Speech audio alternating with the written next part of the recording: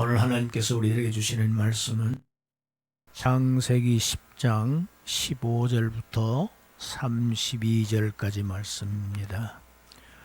창세기 10장 15절부터 32절 말씀이 본문이 깁니다. 먼저 15절부터 20절까지 제가 봉독합니다.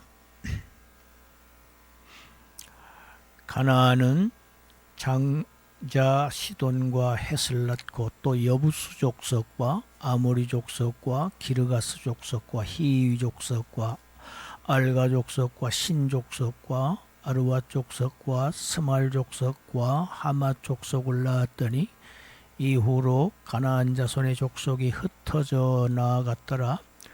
가나안의 경계는 시돈에서부터 그라를 지나 가사까지와 소돔과 고모라와 아두마와 스보임을 지나 라사까지였더라. 이들은 함의 자손이라 각기 족속과 언어와 지방과 나라대로였더라. 21절부터 32절까지는 우리가 합독합니다. 셈은 에벨 온 자손의 조상이요 야벳의 형이라. 그에게도 자녀가 출생하였으니 셈의 아들은 엘람과 아수르와 아르박삿과 룻과 아람이요 아람의 아들은 우스와 훌과 게멜과 마스며 아르박삿은 셀라를 낳고 셀라는 에벨을 낳았으며 에벨은 두 아들을 낳고 하나의 이름을 벨렉이라 하였으니 그때 세상이 나뉘었으며 벨렉의 아우의 이름은 욕단이며 욕단은 알모닷과 셀렙과 하마 예라와 하도람과 우살과 디글라와 오발과 아비마엘과 스바와 오빌과 하일라와 오바을 낳았으니 이들은 다 욕단의 아들이며 그들이 거주하는 곳은 메사에서부터 스발로 가는 길에 동쪽 산이었더라. 이들은 셈의 자손이니 그 족속과 언어와 지방과 나라대로였더라. 이들은 그 백성의 족보에 따르면 노아의 자손의 족속들이요 홍수 후에 이들에게서 그 땅의 백성들이 나뉘었더라. 아멘.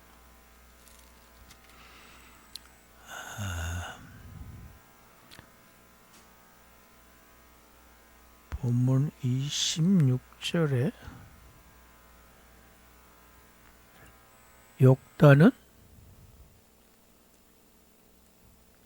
알모닷과 셀렙과 하살마윗과 그랬는데 하살마윗을 지금 퀘스천 마크로 지금 오타가 나왔습니다.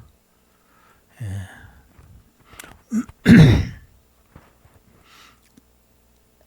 오늘 본문을 읽기가 어렵지요. 처음 읽으신 분도 아마 있지 않을까. 언제 읽었는지 아니면 기억도 안 나든지. 왜? 이름이 발음하기가 일단 어렵습니다. 그리고 자꾸 반복되는 이름이 읽기가 참 곤란합니다. 제가 말씀드렸습니다. 창세기에 왜 이렇게 지루한 족보를 여러 개를 기록해 놓았는가? 한 두셋을 제외하고 나머지 전체 족보는 굉장히 중요한 의미를 담고 있습니다. 그래서 우리가 아무 의미 없는 사람의 이름 같지만은 의미 있는 사람들이 아주 결정적인 의미를 가지고 있는 사람들이 이 안에 포함되어 있습니다. 그래서 이 창세기 족보는 굉장히 구속사에서 중요합니다. 먼저 오늘 본문 15절부터 20절까지는 함의 자손 아들 중에서 가나안 후손들의 지금 족보입니다.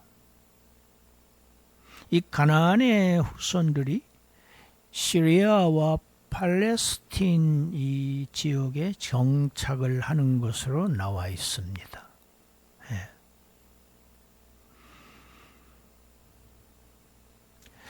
이 함의 족보 6절부터 계속되는 이 함의 족보에서 아주 의미심장한 두 도시가 등장합니다. 이 두 도시는 세계의 중심이 되는 도시고 이 두 도시는 적대 관계인 도시입니다. 그 한 도시 이름은 지난주에 얘기했던 10절의 바벨이고 또 한 도시는 오늘 16절에 나오는 여부스라고 하는 곳인데 이 여부스는 예루살렘의 옛 이름입니다. 이 여부스를 나중에 예루살렘으로 바꿔요. 이 바벨 성과 예루살렘 성, 두 도시 완전한 라이벌 관계입니다. 성경 역사상.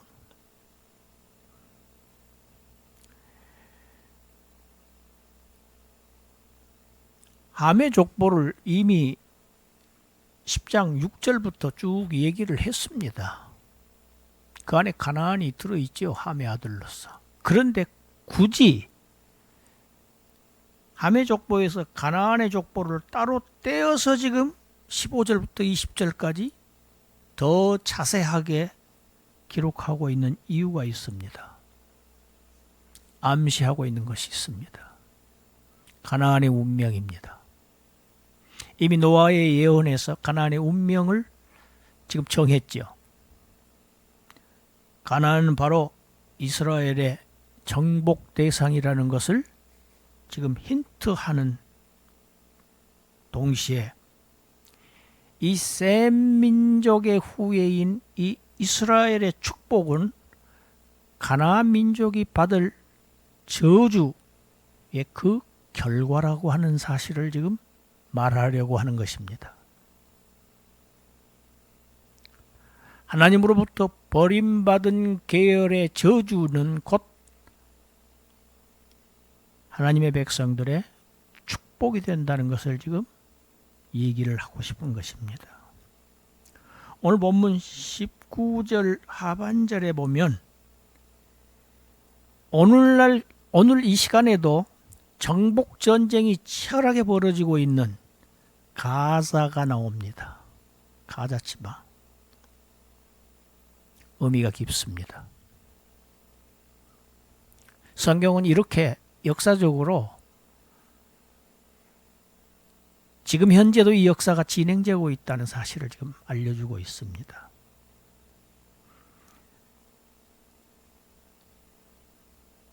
(21절부터) 32절까지는 셈의 후손들의 족보입니다. 이 셈의 후손들의 족보에는 세 가지 특징을 우리가 발견할 수 있습니다. 셈, 함, 야벳 이런데 셈의 족보가 맨 마지막에 기록되어 있지요. 이것은 구약 성경의 특징을 따른 것입니다. 구약 성경에서는 하나님의 선택을 받지 못한 민족이나 개인을 먼저 말하고 하나님의 택하심을 받은 그러한 민족이나 개인을 나중에 말하는 그러한 구약 성경의 특징이 있습니다. 그 특징들 따른 것입니다. 하나님의 백성을 강조하기 위한 것입니다. 두 번째, 야벳의 족보는 아주 간단했습니다. 2세대밖에 이야기하지 않았어요. 그런데 함의 족보도 3세대밖에 말하지 않았습니다. 셈의 족보는 6세대가 기록되어 있습니다. 예. 이것은 무엇을 의미하느냐? 왜 길게 셈의 족보를 더 얘기하고 있느냐? 노아의 세 아들 중에서 하나님의 관심사가 하나님의 셈의 후손에 대한 관심사가 야벳이나 함에 대한 관심사와는 비교도 되지 않는다는 것을 지금 말하고 있습니다. 아주 다르다는 얘기를 하고 있습니다. 그런데 오늘 21절에서 이 셈은 야벳의 형이라고 굳이 야벳과의 관계는 얘기를 하면서 저주받은 함과의 관계는 일체 언급하지 않고 있습니다. 그렇죠? 야벳의 형이다. 함과의 관계는 언급을 아주 전혀 피하고 있어요. 이것은 셈의 계보를 노아의 축복, 노아가 깨어나서 자식들을 축복한 것, 그 축복과 지금 연결을 짓고 있는 것입니다. 셈을 복의 축복의 계열에 두고 있는 것입니다.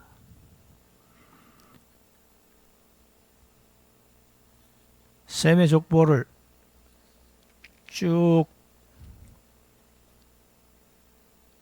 나열해 놓으면 어려울 것 같아서 이렇게 표를 만들었습니다. 보입니까? 셈이 엘람, 아스르, 아르박삿, 룻, 아람 낳았지요? 아르박삿이 셀라를 낳았고 아람이 우수와 훌과 게델마스를 낳았고 그 다음에 셀라가 에벨이 벨렉과 욕단, 그리고 욕단이 이렇게 많은 몇입니까? 13입니까? 지금 이렇게 기록되어 있습니다. 그런데 오늘 21절 본문의 시작을 어떻게 시작하고 있습니까? 셈은 에벨 모든 자손의 조상이다. 이렇게 설명하고 있습니다. 셈을 에벨 모든 조상의 자손의 조상이다. 특이하게 증손자인 에벨의 조상으로 셈을 얘기하고 있는 것입니다. 바로 밑에 있는 아들 중에 한 사람을 얘기하는 것도 아니고 손자를 얘기하는 것도 아니고 증손자인 특별하게 에벨을 지금 거명하고 있다는 사실이 굉장히 중요한 의미를 갖고 있습니다. 왜 그럴까? 당시 이방인들은 유대인들을 이브리족이라고 불렀습니다. 이브리 민족이라고 불렀어요. 히브리입니다.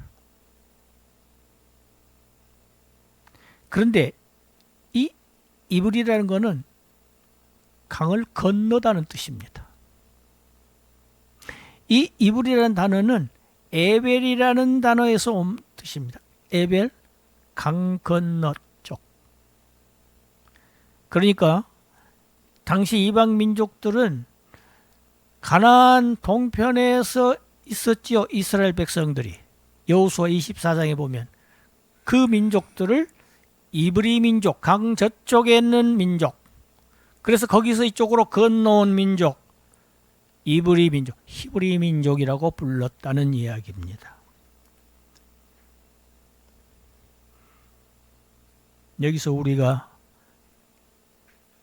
참고로 읽어야 할 구절이 있습니다.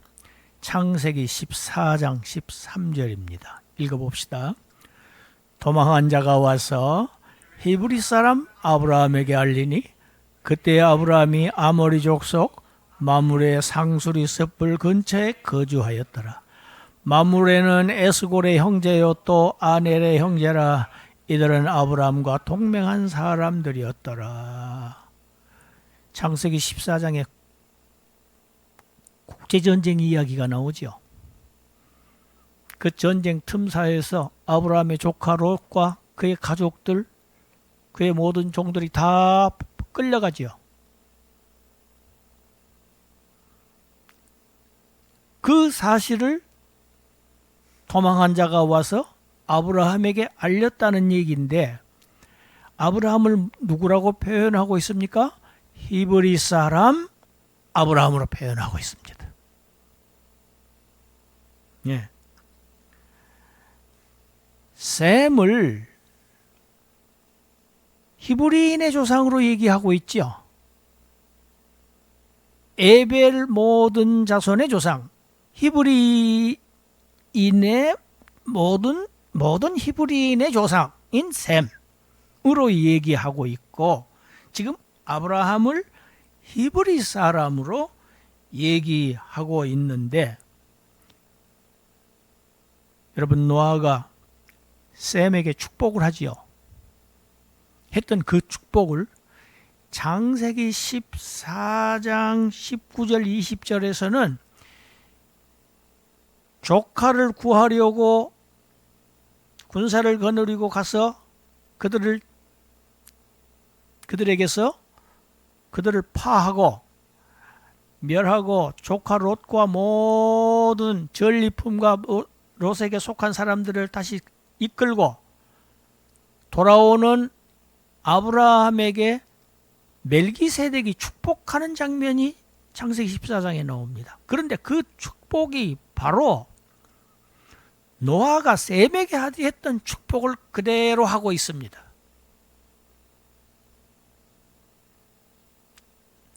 이해가 가십니까? 이것이 무엇을 의미하는가? 히브리 사람 아브라함에게 멜기세덱이 누구의 그림자입니까? 신약에서. 시작도 없고 끝도 없고 아버지도 없고 어머니도 없고 영원한 하나님의 제사장으로 표현하고 있습니다. 하나님으로 예수 그리스도의 모습입니다. 선재하신 예수 그리스도. 지금 이렇게 셈을 히브리 민족의 조상으로 굳이 증손자인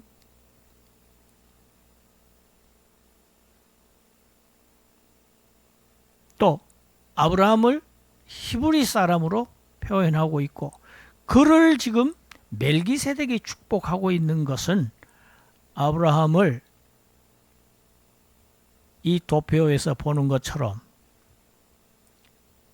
벨렉, 또 위에 올라가면 에벨, 이브리지오, 히브리, 에벨, 그리고 셈 위에 누가 있습니까? 노아. 이렇게 이어지는 하나님의 구속사와 연결을 시켜서 하나님의 구원의 역사가 히브리 민족을 통해서 이루어질 것을 지금 말씀하고 있는 것입니다. 그래서 족보의 의미가 굉장히 심장한 것입니다. 단순한 사람의 이름의 나열이 아니라는 얘기입니다. 그런데 우리는 창세기 족보를 읽을 때 졸립지요. 그래서 안 읽습니다. 자세한 설명도 교회에서는 해준 적이 없습니다. 그냥 읽어서는 안 된다는 이야기입니다. 셈의 족보 중에서 에벨에 관한 내용이 아주 간단하게 기록되어 있지만은 아주 의미 있게 기록되어 있습니다. 어떻게 기록됐습니까? 에벨은 첫 아들을 낳고 이름을 벨렉이라고. 벨렉이라는 단어는 의미는 나눈다는 의미입니다. 구분한다는 의미입니다. 분리시킨다는 의미입니다. 나눈다는 특별한 의미를 가진 이름을 그 아들에게 붙여요. 그리고 오늘 본문이 무엇라고 얘기하고 있습니까? 벨렉이라 하였으니 25절. 그때 뭐라고요? 그때 세상이 나뉘었으며, 세상이 나뉘었다는 얘기입니다. 세상이 나뉘었다는 이름을 자기 아들에게 지금 붙여주고 있는 것이에요.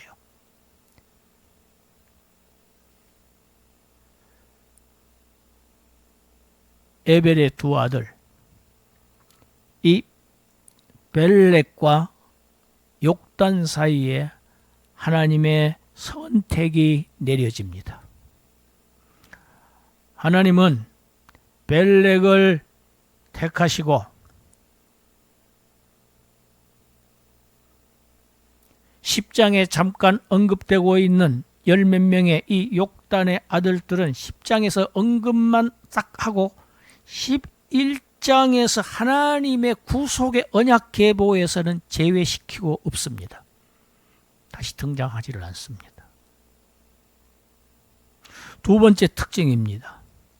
셈, 에벨, 벨렉으로 이어지는 이 하나님의 언약 계보가 이 다음 창세기 11장에서 또다시 등장합니다. 매우 중요하다는 의미입니다. 또다시 거명을 해요. 셈의 족보가 다시 나온다는 이야기입니다. 그리고 창세기 12장 다음 장에서 드디어 하나님이 그 이름을 창대하게 하실 셈의 후손인 아브라함이 등장하면서 성경 전체의 중심적인 주제가 되는 아브라함의 언약으로 연결이 됩니다. 성경 전체에서 아브라함에게 하신 하나님의 언약은 아주 중요한 주제입니다. 중심 주제입니다. 세 번째 특징입니다. 이 벨렉이라는 의미, 나눈다는 의미라고 그랬지요. 그 의미와 같이 하나님은 어떤 자는 택하시고 어떤 자는 버려두시고 선택과 유기하시는 이 분리의 역사를 하나님께서 계속 이어가셔서 아브라함의 아들 중에서 한 아들을 택하십니다. 이스마엘은 버려두고 이삭을 택하시지요. 이삭의 두 아들 중에서 또 야곱을 택하시죠. 야곱이 이름이 나중에 무엇으로 변합니까? 이스라엘입니다. 하나님께서는 이렇게 아브라함, 이삭, 이스라엘 민족을 통해서 메시아를 지금 보내실 것을 이렇게 연결시키시는 언약의 계보를 세우시는 겁니다. 죄인을 구원하시는, 자기 백성을 구원하신 이 계보를 하나님이 지금 세우신 것이 이 족보의 의미라는 겁니다. 나누다, 나눔으로, 분리함으로, 선택과 유기를 통해서. 이 성경이 굳이 창세기 10장에서 이 족보를 기록한 그 이유가 무엇인가? 우리가 오늘 본문을 통해서 생각해 봐야 됩니다. 창세기 3장부터 11장까지를 쭉 보면 두 개의 족보가 대조를 이루고 있습니다. 니므롯처럼 가인의 길을 따르는 뱀의 후손들의 족보를 보여주십니다. 가인의 족보, 니므롯의 족보, 이 족보들 속한 이들에게는 창세기 11장에 나오는 바벨탑 사건 같은 하나님의 저주를 내리실 것을 지금 보여주시는 것입니다. 이와 반대로 여자의 후손의 족보에 오른 자들은 창세기 12장에서 하나님의 택하신, 하나님이 부르신 히브리 사람 아브라함의 자손으로 오실 메시아 예수 그리스도를 통한 구원의 은총을 지금 받게 될 것을 보여주고 계시는 지금 그것이 바로 이 창세기 10장의 족보의 의미입니다. 우리 오늘 본문 중에서 마지막 절 다시 한번 읽어봅시다. 창세기 10장 32절, 이들은 그 백성들의 족보에 따르면 노아 자손의 족속들이요 홍수 후에 이들에게서 그 땅의 백성들이 나뉘었더라 이렇게 또 반복하면서 끝맺습니다. 그 땅의 백성들이 나뉘었더라. 25절 하반절에도 그때 세상이 나뉘었더라. 32절 마치면서도 그 땅의 백성들이 나뉘었더라. 하나님은 나누십니다. 에덴 동산에서 뱀의 후손과 여자의 후손으로 나뉘었던 그 역사가 이제 홍수 후에는 노아의 후손들도 나뉘어집니다. 아브라함의 후손들도 나뉘어집니다. 이 나눔의 역사가 마침내 하나님의 독생자를 믿는 여자의 후손 그리고 그를 받아들이지 않고 그를 믿지 않고 그를 거부하는 뱀의 후손으로 세상은 두 족보로 나뉠 것을 보여주는 것이 창세기 3장부터 10장까지의 얘기입니다. 인류는 두 족보로 나뉩니다. 세상은 두 편으로 나뉩니다. 이것이 인류의 역사입니다. 하나님의 구원사입니다. 이 분리의 역사 속에서 내가 어느 족보에 들어있느냐, 내가 누구에게 속하느냐, 이것은 각자의 영원한 운명을 결정짓는 아주 중차대한 문제입니다. 성경은 우리에게 이것을 묻고 있는 것입니다. 너는 어느 편에 속해 있느냐? 어느 족보에 들어있느냐? 누구의 족보의 사람이냐? 누구의 후손이냐? 신약 성경에 족보가 나옵니다. 신약 성경은 시작하면서부터 족보 얘기를 합니다. 바로 예수님의 족보가 마태복음 1장 시작부터 나옵니다. 그런데 누가복음에는 특이하게 3장에 나옵니다. 오늘은 우리가 누가복음 3장에 있는 예수님의 족보를 일부 읽어보겠습니다. 너무 기니까 중간중간 읽겠습니다. 누가복음 3장 23절 4절 읽어봅시다. 예수께서 가르치심을 시작하실 때에 30세쯤 되시니라.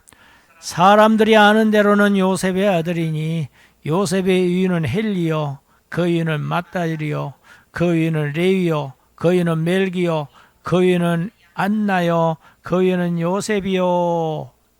특이한 표현이 있습니다. 예수님을 사람들이 아는 대로는 요셉의 아들이라고 표현하고 있습니다.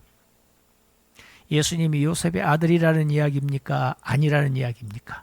아니라는 얘기입니다. 그런데 사람들은 요셉의 아들이라고, 목수 요셉의 아들이라고. 예수님은 누구의 자손? 여자의 후손으로 나옵니다. 동정녀 마리아를 통해서 출생시키십니다. 그는 선재하신 하나님이십니다. 영원 전부터 계신 하나님이세요. 육신의 몸을 입고 오시되 죄성을 지니지 아니하신 아담의 후손이 아닌 성령의 역사로 처녀 마리아의 몸을 빌어서 세상에 오신. 그런데 사람들은 사람의 아는 대로는 요셉의 아들이다. 자, 우리 34절, 5절, 6절 읽어봅시다. 그이는 야곱이요, 그이는 이삭이요, 그이는 아브라함이요, 그이는 데라요, 그이는 나홀이요, 그이는 수룩이요, 그이는 루요, 그이는 벨렉이요, 그이는 헤버요, 그이는 살라요, 그이는 가이난이요, 그이는 아박사시요, 그이는 셈이요, 그이는 노아요, 그이는 레멕이요. 여러분 우리가 아는 이름이 나오죠. 야곱, 이삭, 아브라함. 제가 중요한 인물을 빨간색으로 바꿨습니다. 35절에 그 위는 벨렉이요. 오늘 본문에 나오는 벨렉이 나오죠. 벨렉, 에벨의 아들, 에벨의 두 아들 벨렉과 욕단 중에서 하나님께서 나누다는 이름을 가진 벨렉을 택하셨다. 벨렉이 나옵니다. 그 다음에 그 위는 헤버요. 헤버는 가로해서 제가 넣어놨습니다. 에베르입니다. 에베르입니다. 그리고 그 위는 살라요. 살라 위에는 셀라입니다. 셀라. 오늘 본문에 등장하는 이름들입니다. 36절에 아박삿. 그런데 우리 본문에는 아르박삿이라고 되어 있죠. 구약에는.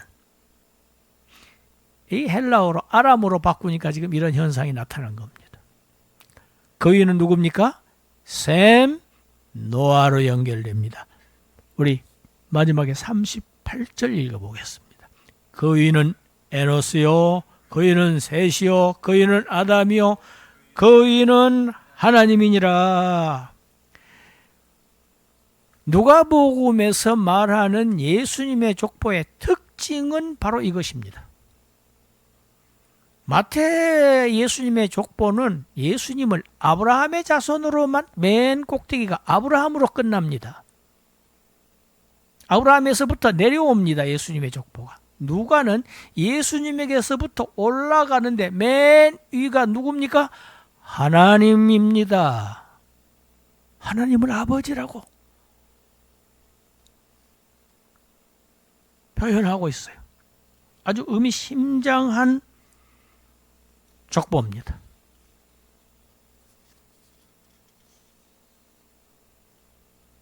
우리는 여자의 후손이신 예수님의 족보에 오른 바로 하나님의 자녀들입니다. 할렐루야.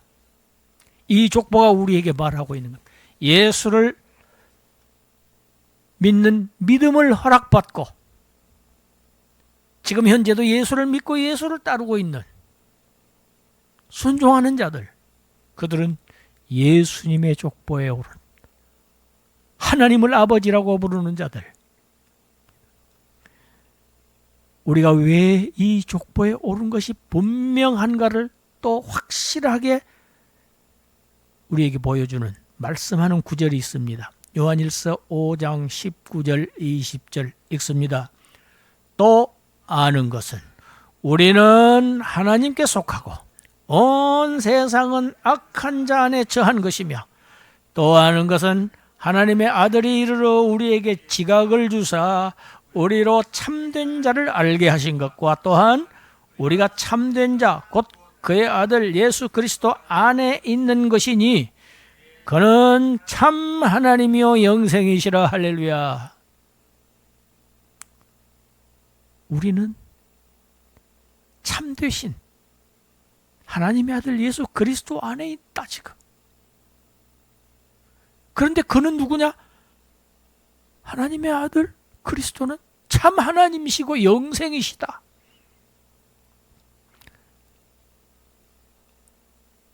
우리는 하나님께 속하고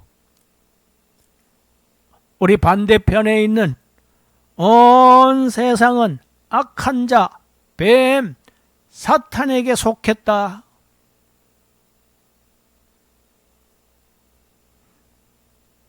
우리는 예수의 이름으로 구원함을 받아서 하나님에게 속해서 영생을 얻은 자들로서 오늘 또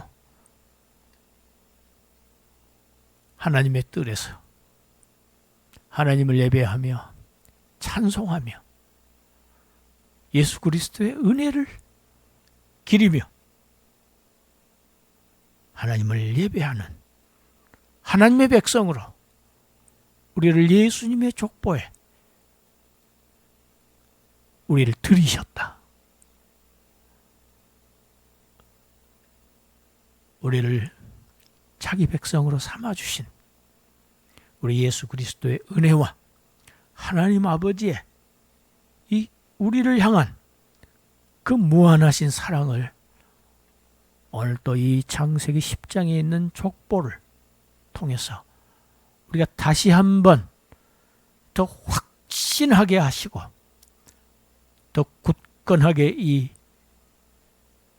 족보 위에 세워지심을 감사하며 찬양하며 주님의 이름을 경배합니다. 할렐루야. 기도하겠습니다.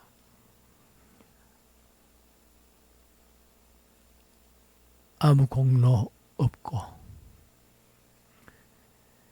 죄밖에 지은 것이 없는 저희들을 오직 하나님의 은혜로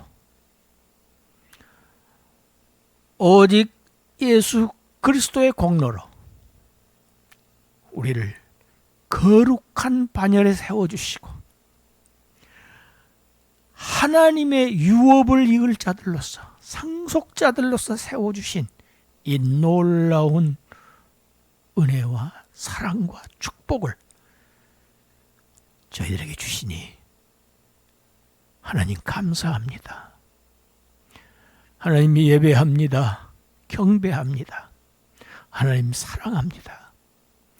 늘 고백하게 하시고 늘 항상 기뻐하게 하시고 늘 주님께 매달리는 기도하는 자들 되게 하시고 늘 하나님의 영광을 위해서 우리의 생의 목적이 하나님이 되는 사람들로서 하나님의 사람으로 하나님의 예수 그리스도의 은혜의 시민들로 살아가게 하여 주시옵소서. 예수님의 이름으로 기도드리옵나이다. 아멘.